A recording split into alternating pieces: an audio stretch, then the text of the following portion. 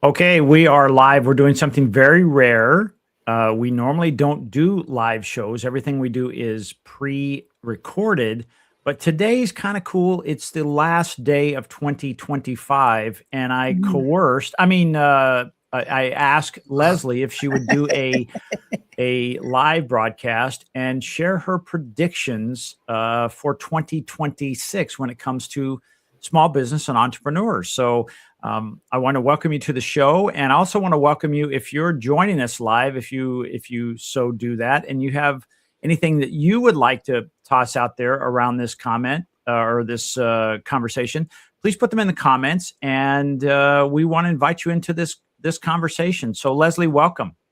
Hi, good morning. It is morning still, isn't it? We had a slow start today. Yeah, we're quite a bit behind. We had some little bugaboos that we've been working on behind the scenes, and But not podcast related. They were other no, project related. this is the easy part of my day. The So it's kind of podcast. fun. Yeah. Yeah. So again, I we're like we're live. It's very unusual. We're talking about this is the Twisted, Bent, and Exhausted Entrepreneur podcast. Now, if you're not familiar with that, we broadcast on YouTube and also Spotify. And this is like, I don't know, we're real close to episode 50. Are we really? Yeah, we are. We should have We're a actually in party. season 2. We're actually in season 2 now. So is this And season 2, episode 1? no, Or is this I'm the not sure. last one of season 1? Yeah, no, it's well, we might cap this off since it's a live one. We won't really do that, but again, we want to welcome you, and we also encourage you to be in. Today, we're really gonna talk about something that is kind of interesting, I think, and that's the 2026 predictions when it comes Productions. to predictions when it comes to our businesses. Like Leslie, you're in I'm going to say the small business world and software and lifestyle management, and I'm more in the marketing and tech side of that. And we're going to talk to you AI. about You're in the AI side. and what really is happening. So we invite you to jump in at any point. This is one of those things that it's not going to surprise me if Fox or CNN or somebody like that gets a hold of us afterwards and finds out, ask us. No, it's probably not going to happen. I wish. But anyway, so we're just going to talk about so Leslie. Yes. You actually shared this with me. I don't have it because again, we had some befuddlement going on, if that's I even a have it in word. front of me. Go So ahead. tell me what your predictions are. And the goal is like, hey, what's your prediction? Why do you think that's going to happen? And share us what brought you that conclusion. Well, the business world is ever changing, right? And small business owners are the backbone of this country. And so I really believe that there is going to be an extra emphasis on people going off and starting their own businesses because it's never been easier than it is today to do, right? It still takes all the same effort and cost and all that stuff as it always has, but I think it's going to be just some of the regulations are being released and things are changing in the world. So my prediction for 2026, number one, I have 3, but number one is that operational independence is going to replace growth as the real measure of success. And I've been preaching this now for a couple of years, right? So wait a minute. So let me just ask you. Sure. So what is, for those viewers who sound like, what is she talking about? What is operational independence? Oh, sorry, I didn't think on that simple level. Operational independence means that your business runs successfully whether you're there or you're not. Gotcha. Most small business owners, especially small ones, tend to wear all the hats and do all the jobs and take care of everything, and they get caught in this jail of their business where the puzzle metaphor I use for some of my training is that you build the outsides that everybody can kind of get through that, but then the middle part of the puzzle they have a hard time with. And so they're a slave to their business. They can't leave, they can't take a vacation, they can't do anything. And operational independence simply means that you have the key elements in place so that you can take a weekend off, you can go on vacation, you can leave if you need to without worrying that your business will suffer. Because is this different than, I'm sorry, so is this different than somebody who's a nomad? that can work from anywhere. This is a Yeah, this different is very shift. different. Okay. Yeah, in my case, I'm geographically tied with one business. My lifestyle management business is located in the Coachella Valley, and I don't run. It doesn't operate anywhere outside the Coachella Valley. We have 8 or 9 cities that we cover, and that's it. My other business, Concierge Business Solutions, is a national business. I can be anywhere and run that from anywhere, but it's just me in that business. This one, the executive errands, the local one, has 6 employees. So, you know, there's billing and employee issues and HR and social media and tech and all these things that you have to do, especially when you have employees, that keeps you tied to one spot. Now, I found out the secret to operational independence a few years ago, and so I now teach people how to do that. But for the last decade, most people glorified scale over at all costs. That was, how big can I get? How much money can I make? That's the key metric by which we measure the success of a business. And actually, especially going forward in 2026, it's going to be how can your business needs to be built on reliance, delegation, and design. That's the key. And I think that you're going to see more and more of that happening. In fact, some of the bigger coaches than me are already talking along that line.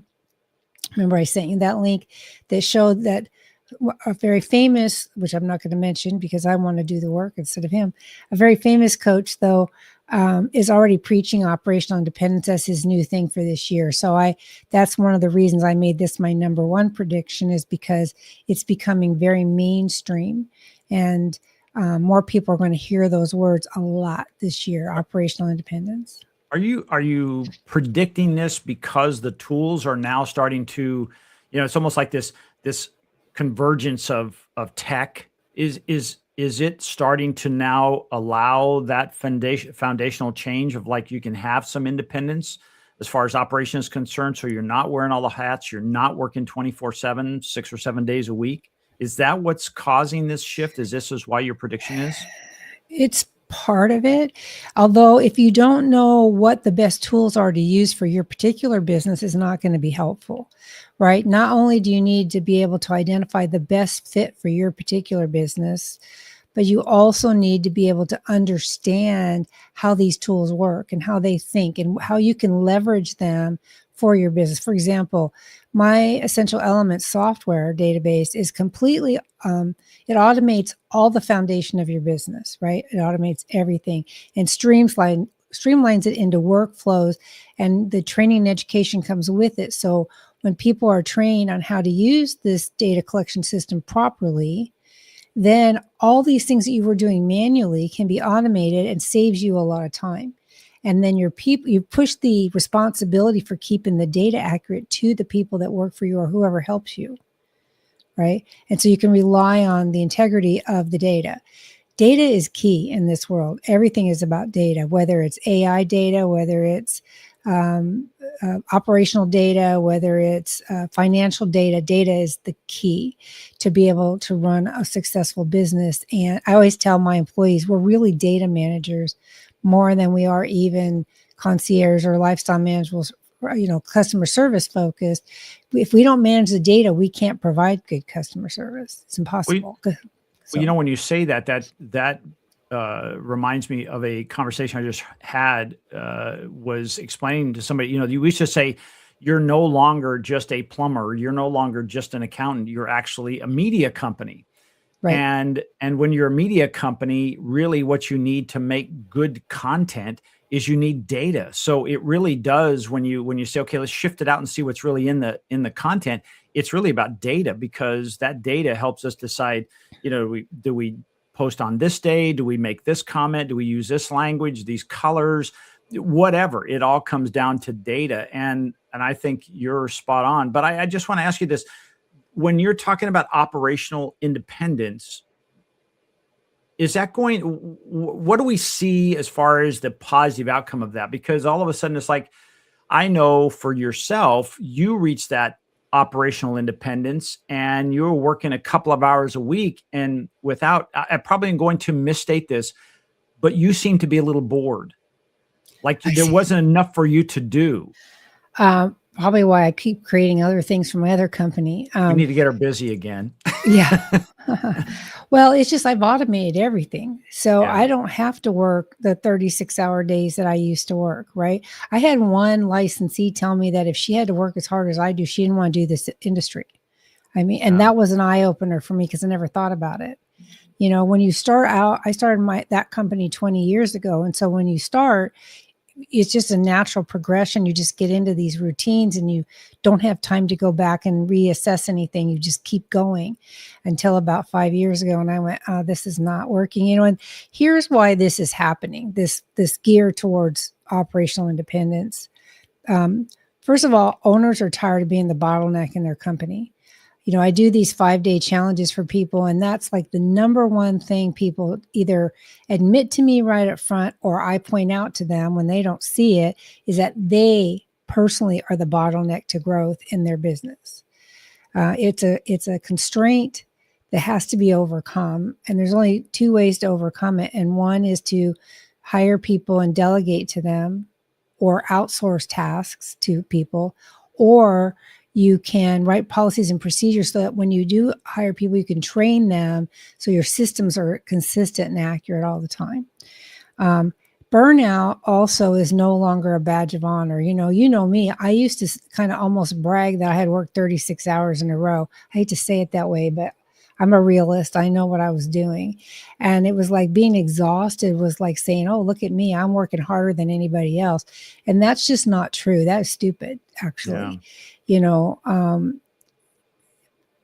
I ascribe to the 4-Hour Work Week. That's a great book if you haven't read it. And you don't have to work more than 4 or 5 hours a week if your business is structured and you have the right foundation and you have the right tools to be able to have that operational independence. Can I ask you a question on that? Sure. You know, when you talk about the 4-hour work week, is that one of those things? And I kind of snap your chain every now and then about that. Is that because of where you're at, you're able to do that? But somebody that's brand new, you know, you're going to have to put in some time, or are you saying, hey, this operational independence can happen from day one? I believe it can.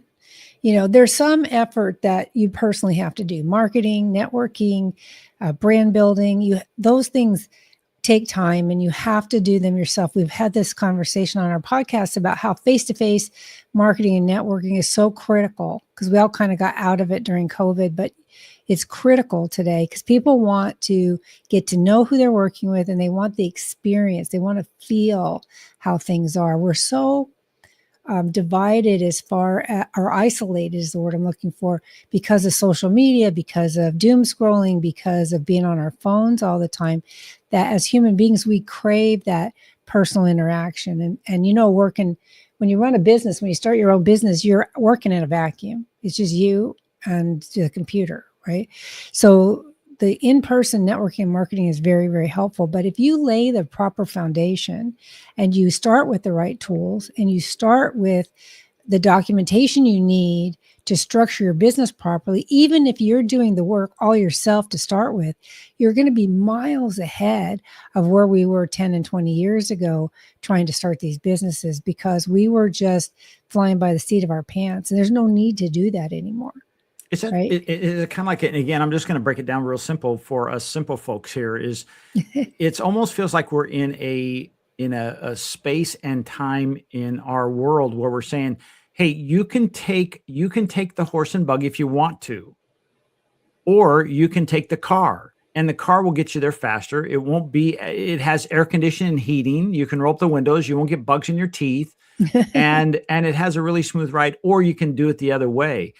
Is that kind of where we're at now? And it's still just a choice there. You know, I remember there's a gal, really smart young lady, Cody Sanchez, and she says, you know, you have a choice. You can work for somebody, and that's hard, or you can run your own business, and that's hard. You just get to choose which hard it is. That's true. So you can take the buggy or you can take the car. But it's not going to be easy. It's just going to be easier. Yes.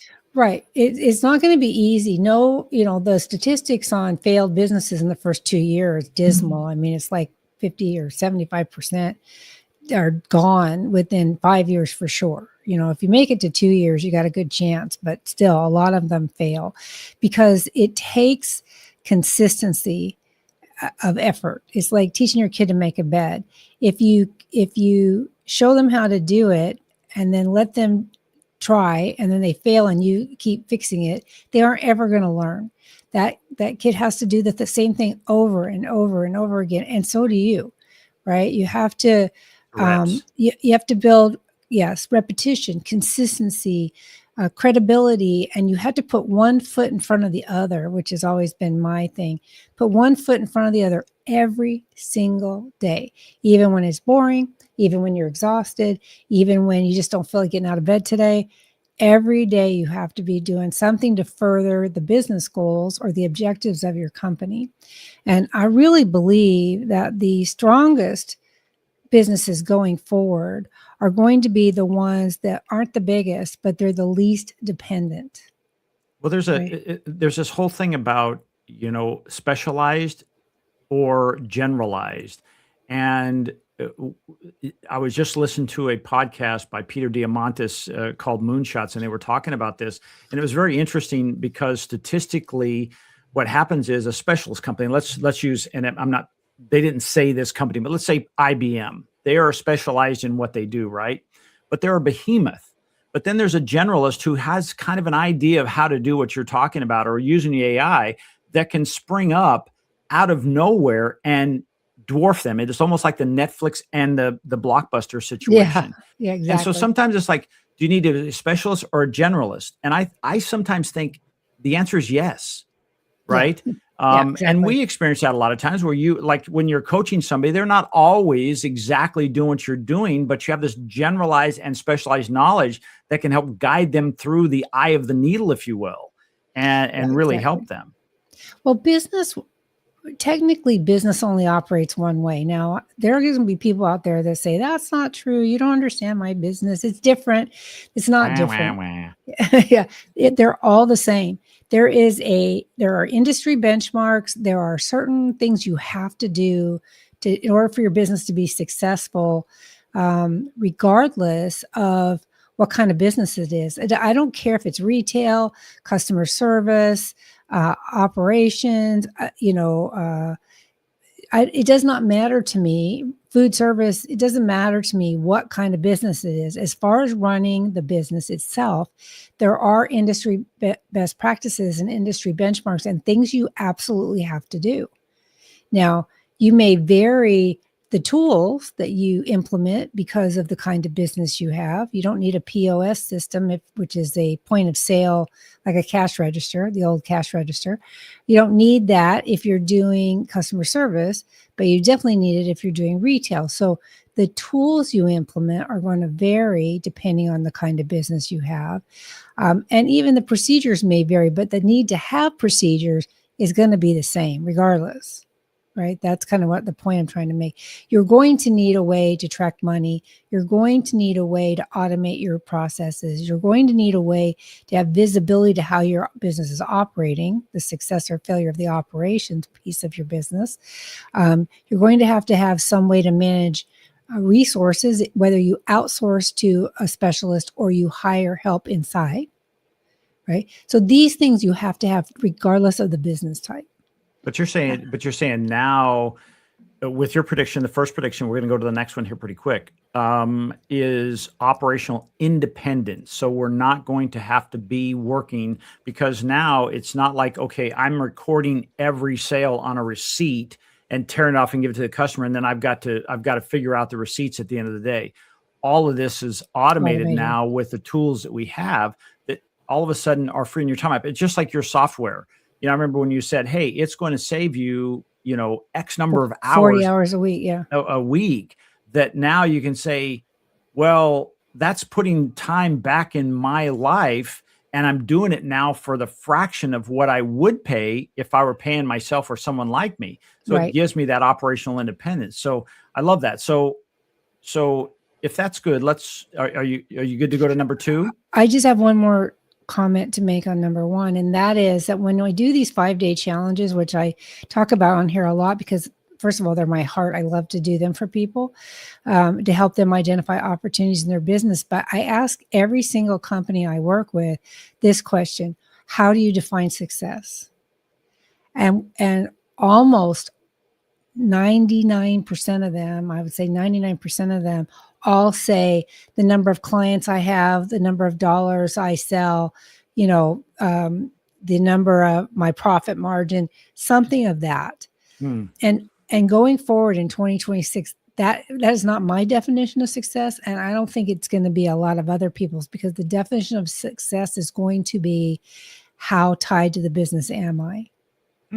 Right? When I can walk away and it still runs properly and it still makes me money, that is success to me. Right? Yeah, so, I would think that would be success for a lot of people. Yeah. If they think about it. Yeah. So the more automation you have, the more policies and procedures you have, the more structure you have, the easier it is to walk away, assuming you've trained your people properly, so that you can enjoy your life. Freedom is way more important than money. We only get one life, right? And when we started these businesses, we did it with an eye towards autonomy and freedom and the idea that we didn't have to answer to anybody. But what happens is, in almost every case, is that you end up answering to yourself. You end up answering to the business. So that was just the cap on the number one prediction there. Okay, so the first prediction for 2026 is we're going to see operational independence come to more mainstream. Is that fair enough? Yeah. Okay. Yeah, so what's your second a prediction? lot of people. So my second prediction is that AI is going to separate the well-run business from the chaotic business. And I say that, and I know that sounds like a weird statement. People mistake AI as something that is like an app or a software thing that you can implement. They think it'll do something for you and you can implement it and it'll work. And when it doesn't, people think this is a failure. Why is everybody talking about AI? And you can speak to this better than I can. But what I know is that if your business is poorly structured, poorly ran, you're tied into it, it's a jail cell for you. All AI is going to do is exacerbate that situation and create more chaos for you, right? If, on the other hand, if you are streamlined and you understand the purpose of AI and how to use it properly and how to educate it so that it can be a best tool for you, for your particular use, it can take tons of things off your plate. Tons of things, more than just writing an email, more than just writing a newsletter. There's all kinds of things it can do for you. And I know you being the AI guru that you are, you can expound on this, but I think AI is going to really separate the men from the boys, if you will. It's going to separate the companies that are already smoothly operating and you've got operational independence from those that are just absolute chaos. Is going to make a huge difference in 2026. Yeah, I think chaos begets chaos. It's almost like saying, you know what, if you put chocolate in white milk, it will turn chocolatey no matter how many times you stir it up. Right. And if you keep putting those two ingredients together, you keep getting chaos in this case. As you were explaining that, it makes me think, if you look at a baby that's learning how to feed itself, it usually we use our hands and it's feeding. And so what happens is you give that baby, let's call it one of those spoons that have the rubber around it so nobody gets hurt. Right. And it doesn't know how to use it. It's pounding on the food, it's trying to cut, and it's a spoon. And I think we're seeing that a lot when it comes to artificial intelligence or any system, sometimes software systems. It's like the baby who thinks, oh, I got the right tool, and you're using it incorrectly. And so it just creates more chaos. And now you have food in places you shouldn't have, like on the curtains or, The on the back floor. of the microwave, on the floor. So I think what you're explaining is very good. It's like you first better get your house in order before you do these things. Yeah, the owners who skip foundational structure, making sure that the foundation of their business is strong, and who has implemented the tools to automate as much of their business as possible, will be able to integrate AI much better than somebody who's trying to do it. And actually, what AI is going to show a lot of people is that whether or not their business was designed to operate properly or productively or profitably, it's going to expose a lot of the holes. And it's going to do that either through outright saying, yeah, you can't do that, or it's going to just not work right for you. And people are going to get frustrated and throw it away thinking it's just a fad. And it is not. It is not just a fad. Yeah, it's not.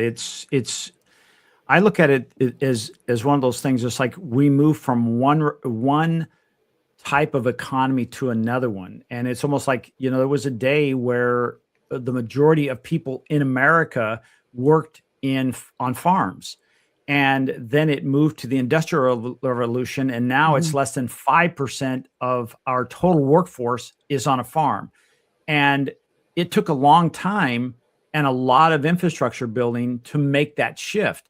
This time it's happening in my opinion, it's happening much faster. Much faster. And so I say that, if you're a business out there who's not using some of these new tools, before you jump into it, as you say, make sure you have some foundations in place to say, first of all, am I running my business on bedrock or sand? Because exactly. No matter what you do, you can hire Leslie as an example, as a coach, who's one of the best in the country, if not in the world. And if you don't have the foundation stuff in place, it's still going to be messy. Yeah. And so I think that's something that I would highly recommend is before you move forward. So again, your prediction, if you restate that again. The AI is going to separate the well-run businesses from the chaos. If your business is all over the place and you're working 36 hours a day, as I'm ashamed to admit that I used to do, it's going to expose that for you. It's not here to replace jobs. Okay. Yes, there are going to be jobs that do get replaced. I just saw a video the other day about California. We live in such a terrible state politically, and I don't care which side of the aisle you're on. It's just the decisions that are made for us are not very helpful. One of which was when they decided to set the minimum wage for food service at $20 an hour. And so, and I'm going to misquote the statistics, and I'm not going to go into the whole long thing of that policy or that law, but of the companies that were forced to implement that, food service companies, they had like a 21% drop of employment because, like, for example, Pizza Hut, and this again, I'm restating what the video said, so I haven't fact checked this, but Pizza Hut allegedly fired all of their delivery guys, right? So they saved all that money for delivery because they didn't want to pay somebody $20 an hour to run pizzas. Yeah. Right. And now a lot of the restaurants have kiosks. You don't even get somebody that says, would you like fries with that? You have to order yourself, and they're not even upselling, or at least I don't use the kiosk. I don't do fast food, so I don't know how the kiosk upsells the way people do when they take your order personally. But they're implementing all this automation to avoid the cost of labor. Sure. That can happen, but somebody has to make those kiosks, and somebody has to program those kiosks, and somebody has to maintain that as the menu changes or pricing changes. So there are jobs for human beings, even in that context. It's just what you do has changed. Well, on that same thing, first of all, if you're just joining us, my name is Jeff Harrison, along with Leslie Spoor. This is the Twisted, Bent, and Exhausted podcast. We're just doing it live today. and we're talking about our 2026 predictions, what really is happening. We're on a second phase of this. And, as Leslie was stating her second one, which was, cutting I'm going to say the haves from the have-nots, because, a well-run company is going to only accelerate.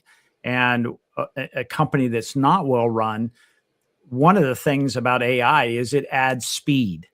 So it's almost like your car is now going downhill with a very sharp turn. It's now getting faster and harder to control.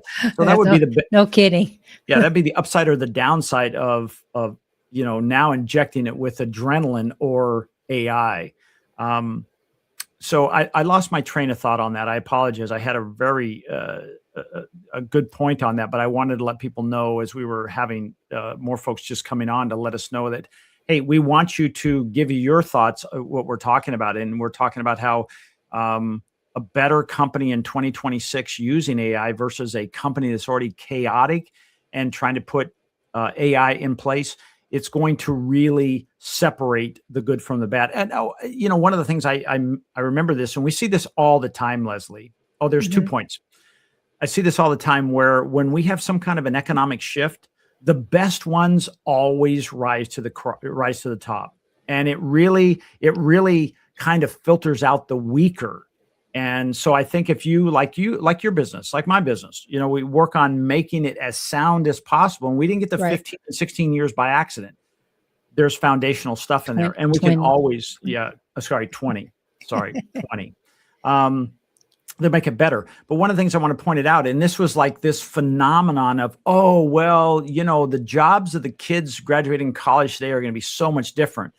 And I heard this was interesting, that when surveyed graduates from like 5 years ago, only 25% of them are actually working in the fields that they graduated from, because we're living, like you started at the very beginning, we're living in an ever shifting world. So I think we have to be somewhat, shapeshifter like, and be able to say, you know what, things are changing. We've seen this in our business. I know for a long time you said, Jeff, stay in your lane. I'm like, I'm trying, but my lane is all over the freaking map to try to figure out how to do this. Well, and and with all the AI stuff that you do, is, if you're listening, Jeff is an AI genius. So if you're looking for somebody to help you implement AI in your business, that is the guy to go to. He helps me every single day. And unfortunately, the downside of that is that he's so innovative, and he stays up with the newest and latest, greatest thing that happens every single day. He says to me, now I can do this. And of course, then I want to do that also. And so I have to kind of curb myself back in too, because otherwise I just keep making products and I don't sell anything. So I got to work on that. But what I'm saying is that he's brilliant at this stuff. And there will always be, for example, I just posted a thing on Facebook yesterday. I sent you the link to it. I think it's an Instagram post about what we didn't have in 2000 versus what we have in 2025. Mm-hmm. And we didn't have Netflix, and we didn't have Tesla wasn't a thing, and we didn't have I'm trying to think of some of the things that we didn't have cell phones, smartphones. We didn't have, you might have had a Nokia brick if you were lucky. That's what they said in the video. They didn't have iTunes. They had Napster that everybody tried to steal from, but they didn't have iTunes. They didn't have, there was just so many things. When you go through this list, it will blow your mind on the things that we use. TikTok, X, Facebook didn't exist 25 years ago. Mm-hmm. That seems incomprehensible to me. Yeah. But in 2000, there was no Facebook. So if you go through that list on that Instagram, and that's on my personal Facebook page, it's shocking. So, and now it's happening faster and faster and faster. The innovation, when I worked in private industry, we were always doing these continuous process improvement initiatives. So much so that you just go, okay, here's another one. You just you get used to it. But now, and things didn't really change. People would come up with new ideas on how to make things better. And everybody would buy into it for a minute, and then they go back to the way they used to do it. Today, though, you don't get that. It innovates so fast, and you're not getting a choice on whether to implement or not, I guess is what I'm trying to say. Because just like the algorithms for social media have completely been turned upside down. We've talked about this a couple of times on this podcast, right? That no longer are paid ads or regular standard SEO enough. Mm. And I don't think it's going to be too long before they're obsolete completely. That you now have to have AEO, which is, what is that called? Automated engine optimization or something. Well, we call it answer engine optimization. Answer engine. Yeah. So it's AI. It's, you can look at, if you don't believe me, just go to any browser and ask a question, a search question, like you would have done a year ago. What comes up? Not the top paid ad. It comes up an AI answer. It's answers. Everything is about answers and experiences and how things feel to you, and how do you relate to these things. And so that is a whole brand new, shiny, brand new concept, kind of like your new car that you just got. Shiny and new. Speaking of Tesla, yeah. Okay, Yeah. So what is your third prediction then of 2026? So my third prediction is that trusted networks are going to outperform algorithms. It's kind of cool how we just segued right into this. Who you can trust is way more important than what you can search, right? So so the Google results, just like I just said, they're going to get less reliable. Online reviews are going to become easier to manipulate because there's so many bots out there. AI generated content is flooding social media. You don't even know what's real anymore, right? What you don't even know what's real. So what you're going to have to rely on is a trusted, vetted network of services or products that you can believe is real.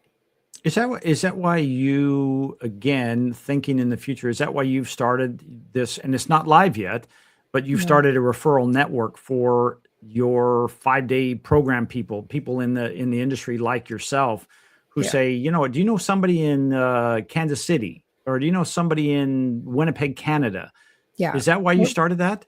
Well, I wasn't going to disclose that yet, but yes, that's why I did it. It's okay. We can wait till next year. Tomorrow.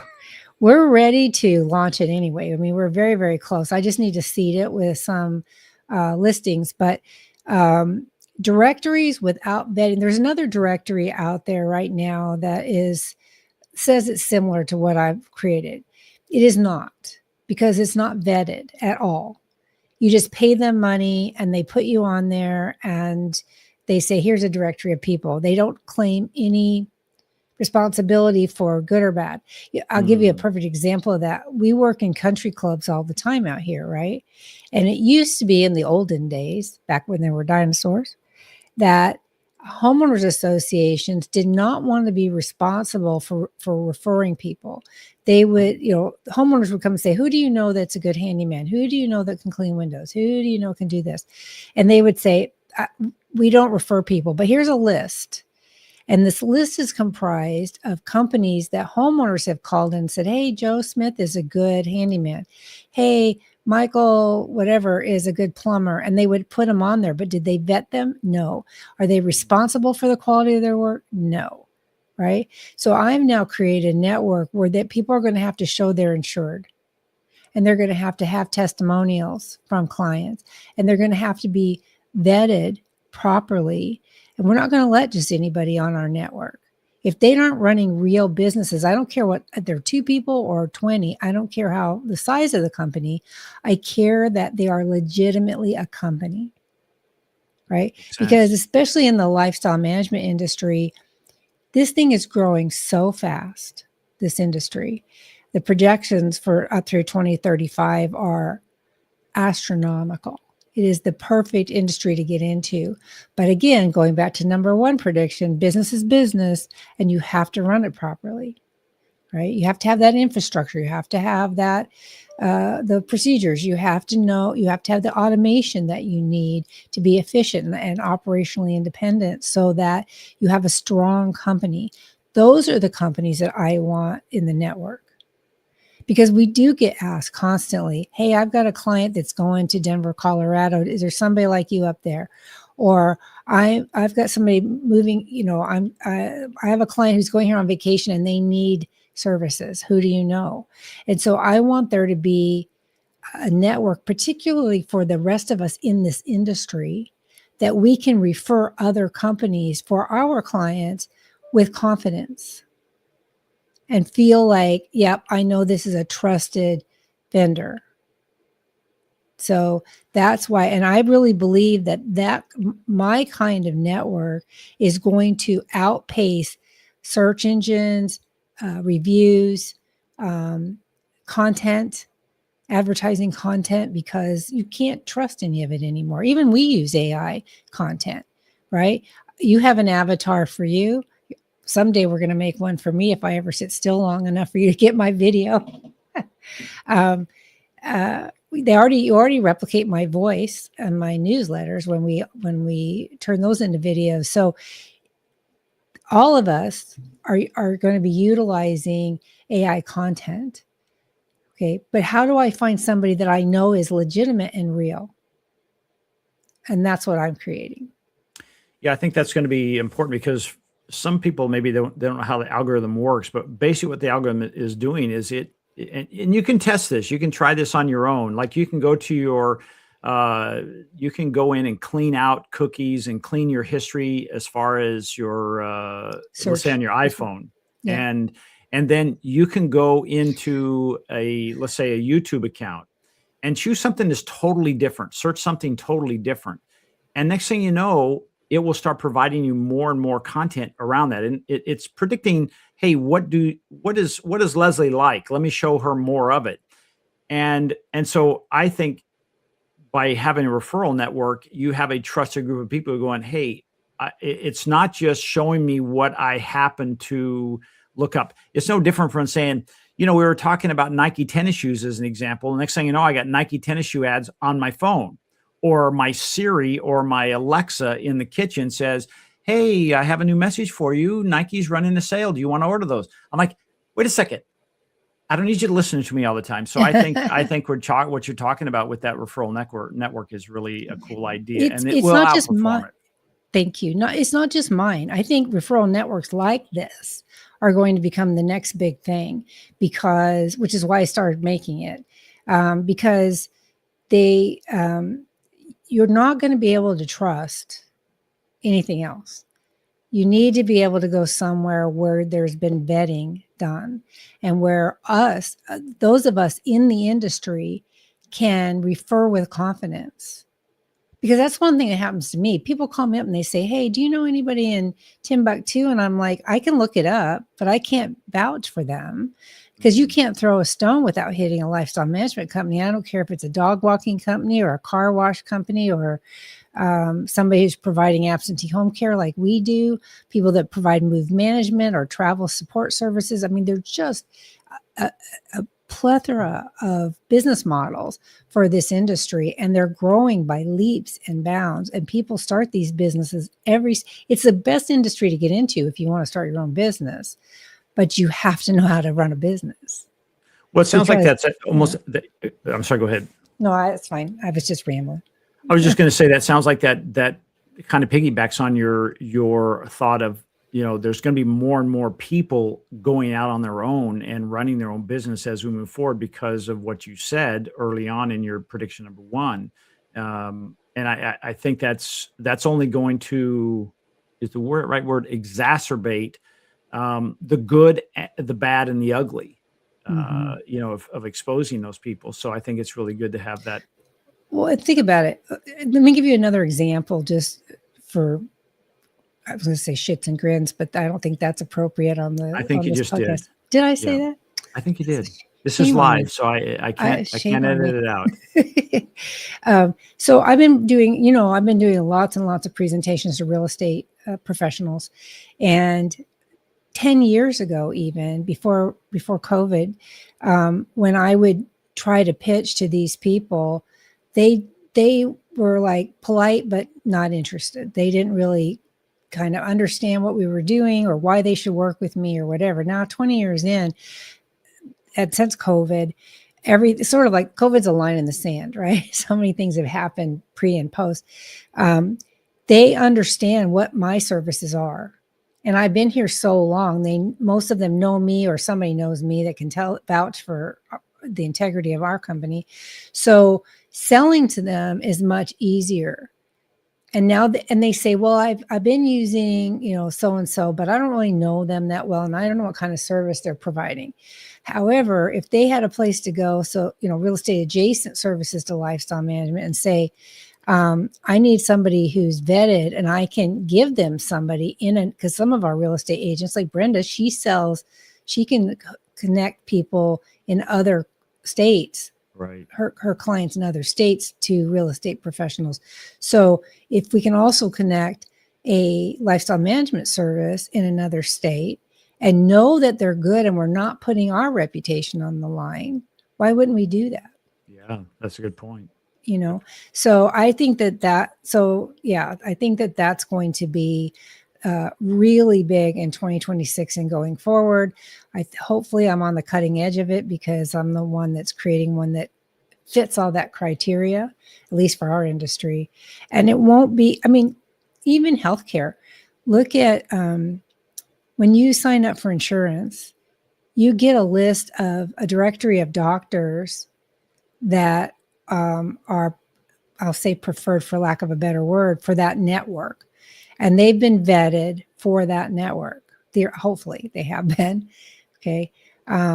Again, there's a lot of networks out there where they don't vet people. And I think that is the piece that is going to differentiate what you can trust going forward, because it isn't easy to become a part of this new network that I'm doing. We haven't said the name of it, and I'm not going to yet because I haven't announced it. But you know what I'm saying is that, or should I? Maybe I should say what it's going to be. It's your call, but I think that's really cool because I think of a platform called School, SKOOL, and it has grown exponentially. I'm in 4 or 5 of these groups, and you can tell there are some of the groups that will allow anyone in.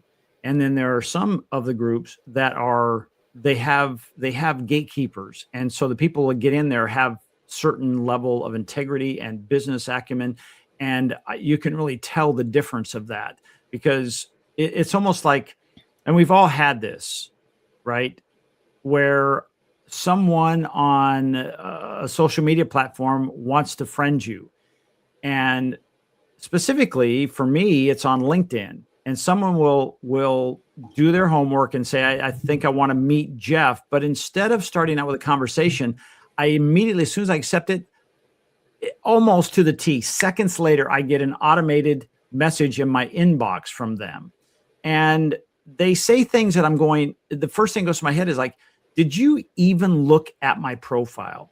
Yeah, exactly. Like they're trying to sell me something that actually I offer. It's almost like saying, I want to sell you milk cows. I have a dairy farm. Did you notice that in my, I don't, but that's the part I'm like, they're not vetted. And so what you're saying, I think, going forward is really going to play a very powerful role in the economy going forward, is like, I can trust this person. Yeah. And you have to. It's just the next logical evolution. I've been pushing operational independence for a couple of years. I have my self-study program that is like 40 videos of how to do this without hiring me. You can do it yourself and learn how to do this. We do the 5-day challenge now so that I can help people one-on-one identify their opportunities and help them create the structure they need. We also have the new network that's coming out. And then we have our software. So, we have all of the products that I've spent, a lifetime feels like creating, but especially in the last couple of years, are all designed for what I see is going to happen for business owners. Right. And so, I'm really excited about 2026. I think it is going to be a huge year for business owners, regardless of the kind of industry you're in. And if you don't figure out how to get that strong foundation and automate the right things and utilize AI properly, you're going to get left behind. It's just, you won't be able to compete. You know, there's order winners and there's order qualifiers. Are you familiar with that term? Mm-hmm. Yes, I know you are. I'm just kind of talking to everybody else. So order qualifiers mean you have to have these things in order to even be considered as a contender for XYZ client. Winners are those things that set you apart, that they want from you over your competition, right?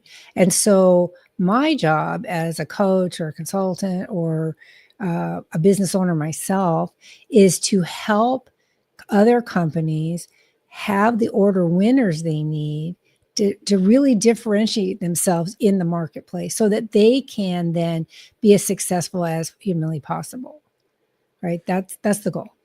Yeah, I think too is it reminds me of a statement I learned a long, long time ago is people make decisions based on differences, not similarities. Right. And I've come up with a new term called moating, Moating. And if you think about that, You're back digging a in lake. yeah, back in medieval times, there was a moat around castles, not because they wanted a water feature, but that was a form of defense. That was a Right. separation. And so I think when you create a differentiator that says, yes, I do X, Y, and Z, just like the guy down the street, but I also do ABC. And they're going, oh, I didn't know that. That's kind of moating your business. If you're, somebody like, many, many times, like you said, is in what you've been talking about, your referral process is you took it one step further and said, I'm vetting these people so that it's a trusted network, that it's not just a group of people, directory in general, but it's a separation. And to me, that's molding your idea. That's separating you from Yeah. others that just say, oh, I'll just be a me too. Yeah. I write content, I do emails, I do X, Y, and Z, I run errands for people. Yeah, but you don't have insurance and you don't have liability, and Yeah. Been you're in driving your very own long. car. Yeah. Yeah. And so these are the things that I think that you do so well, that I think people listening or watching this, whether it's live or recorded, that say, do I do those things? Are there things that I can now do that are not, they don't have to always be very expensive to do, that will set you apart in your own category? Right. That's exactly right. And so we really want to, um, we designed this, or I designed this site so that people, or this new network, so that, because doing the 5-day things, I learned a lot. I've learned a ton doing these 5-day challenges. It's called 5 Day to Freedom Challenge, where I can really help people get that structure they need, or at least get clarity on what structure they do need, and and prioritize what their next steps are, so that they can excuse me, move forward in an organized manner as quickly as possible, right? Because time is of the essence. We don't want to mess around. You don't want to say, oh, I need to do this and do it 3 years later. You won't be in business 3 years from now. So you need to do it right now. And sometimes it's hard because there can be a lot of joint parallel priorities that have to happen at the same time. But I'm real proud of one of my licensees on our software. She had the oldest version, right? And she's just upgraded. But she came to me and she said, I want to standardize my business. I want consistency. I want to input our data the way you do, because it creates a perception of value. She's recognized all these things. And so I'm able to help her a lot easier. We just did a training for her this week of teaching her people how to use the new version, and why things are the way they are. Because, I believe that people make better decisions when they understand the why and not just the how. Mm-hmm. So there's a lot of good things coming this year, and I'm very, very excited for it. And I can't wait we have a new challenge starting next week, a 5-day. And so I'm hoping we can get at least one more for next week. We'll see if anybody is interested. I would love to do that for them. It doesn't cost anything. So yeah, I think one of the things that that the 5-day freedom challenge does for most business owners, especially for somebody who, we've talked about this on many episodes in the past, is as business owners, sometimes we get siloed and we don't know what we don't know because we're working on our own world, right? right. And Yep. it's almost like living on an island that you don't know that the outside world exists. It's like that saying is like, hey, there were people back in 2008 that never experienced the economic down in the world did. These are people living in the jungle. They didn't know. Their life just kept going. Nothing changed. Well, sometimes we can do that on our business. And I think the 5-day freedom challenge is an opportunity to say, hey, let me expose you to some things that maybe you're not doing in your year 1 or year 10, doesn't matter. That somebody has done it for 20 years and done it at a very high level, and expose them, not to overwhelm them, and to let them know. It's almost like saying, hey, here's a buffet of things that could help you and get you there faster, because here's the thing, success loves speed. So when they can hook their wagon to you in the 5-day freedom challenge, it definitely accelerates that. And as you were saying, there's no charge for that. You only do a couple a week, don't you? Yeah, I so far I've only been doing 2 a week, and it's been great fun. I don't know if I can do 3. I can try, but I want to give the value to each person. So I'd rather just kind of stay at 2 a week. Yeah. That way, because everything is individualized, and what's a priority for this person may not be a priority for that person, because it depends on how long they've been in business and whether they have help, and whether how are they the bottleneck in their business? If they are, most of the time they are, but how are you the bottleneck? What do you need to move forward? And it isn't, like I said, it isn't about new stuff. It's about fundamentals. Industry best practices are the same. So if I say, you've really, somebody who hasn't done their QuickBooks for 6 months, and I say, you need to make this a priority so that you do it ideally every week, but at least every month, that you review and make sure. Somebody else I know who's got all their receipts in a shoebox over there, Jeff, not mentioning any names. And they're not in the shoebox. But you know what I'm saying is that Yeah. We document that stuff as we go along, and we reconcile it every month as we go along, so that, because you want to be able to identify a problem when it's small. You don't want to identify a problem when it's big. And so I'm always flabbergasted. Would you say when a problem is identified when it's big, it's not really the problem you're identifying the weakness in the operator. Yeah. Or in the business, in the process, for sure. I try not to personalize it, although it's hard when they're solopreneurs, but it's mostly when they don't know. I mean, it's just a fact of they don't understand they could do it better. Because you start this business and you're flying by the seat of your pants and you're trying to keep going. And all of a sudden there's, I see it as a river, and there's all these waves behind you. The wakes are behind you, and you don't have time to smooth that out. You just got to keep going. Mm-hmm. And so having somebody bring into your consciousness any issue or observation or improvement opportunity, once it's in your consciousness, it's easier to affect. It's just like when you go to, that's why people go to therapy. They can't see for themselves what issues they have. So you go to therapy and somebody points it out to you. Well, in my case, and I haven't been to therapy in years, but I've spent my time in therapy because I needed it. And when they point out to you something that should have been obvious and bring it into your consciousness, it is much easier to fix or repair or let go of, or whatever you need to do with that understanding. So, it's the same with a business. You don't know what you're right. You don't know what you don't know. And it isn't through any fault of yours. It may just be that your area of expertise is X and you didn't think about Y. And we just need to get you to do something with Y too. So it's not that hard, and it's not rocket science, but it does take an understanding of business and business as a whole.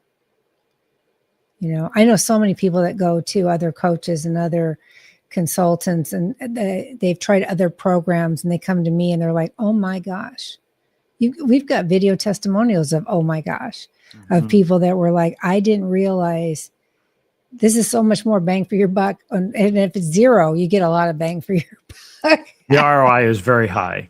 Not very high. It's like 1 minute in. But in all seriousness, I'm always happy if somebody learns one thing that makes their business better. They always learn lots of things, but if they learn one, then I succeeded for them. Sometimes that's all it takes is just one. It's not, you don't, it's sometimes it's just that one thing that makes a world of difference. And, you know, I put on the screen there the link to sign up, 5-day. and so the 5-day freedom challenge. And the cool part about it is it's not audio, it's video today. So you can see it on there. And when you go to that, it takes you to a calendar, and then you can look at that, and it allows you to book out with Leslie in advance, and then she gets notification and you start your process. It's a great opportunity. So it's conciergebusinesssolutions.com/the 5-day freedom challenge. And there's a dash between each word there, as you see on the screen. And Leslie, I just want to wrap up today, because this is the Twisted, Bent, and Exhausted Entrepreneur Podcast, and this is a live version. And today we've been talking about the 2026 predictions and what's really happening when it comes to what's really happening in the trenches. And I think you did a nice job of that as far as predicting the three things. If you do me a favor before we wrap up, just in very brief, tell us what the predictions are. Don't go through each one of them, and just tell them, hey, what your three predictions are again. Okay, I have them written down so I can't forget. So operational independence is going to replace growth. The strongest companies won't be the biggest. They'll be the ones that are least dependent on them. Number 2 is, whoops, what happened to number 2? I lost it. Here it is. Number 2 is AI is going to separate the strong businesses from the weak. It's going to showcase, if you're in chaos, it's just going to make that chaos worse. So AI won't replace you in 2026, but it will reveal whether your business was designed to run efficiently or not. So that's a key point. And then number 3 is that trusted networks are going to outperform algorithms. We're going to need a place to go to identify who can help us that we can trust. And that's why a trusted network with vetted professionals is going to be the next big thing. It's exciting. Well, again, thank you. And Leslie, everything you've done here, I'm just going to put it one more time, the 5-day freedom challenge. Please sign up for that. And the spots fill up fast. Like you said, she only does a couple at a time per week. And there is no charge, but the value is phenomenal. And it is one-on-one. It's not a big class. I'm not saying in the future it may not evolve to that, but right now it's a one-on-one type of process. And you're getting one of the best coaches in the country, if not the world, to help you do this, because she's bringing her 30 plus years of being a consultant as well as running businesses, and, and 50. so I was trying to say 50. Yeah. So I was trying not to make it sound like, I'm ancient. She was back with the dinosaurs. But anyway, Leslie, thank you so much. This has been fun talking about the predictions for 2025. Or excuse me, 2026. All right, I guess I'll have to say I'll see you next year, Leslie. And thank you for doing a live show today. It's not normally our MO, but I kind of like this process. Of course, it'll make my job very easy because it requires zero editing. When we hit end the stream, it'll be over. I can go do my thing. And no music. I'm so sad. Yeah. No dancing today. Yeah, Leslie, Happy New Year. It is the end of another year. We've made another full trip around the sun, as they say. And here we are, safe again. So take care, and I'll see you next year. Bye, you guys. Bye-bye. Thanks for watching.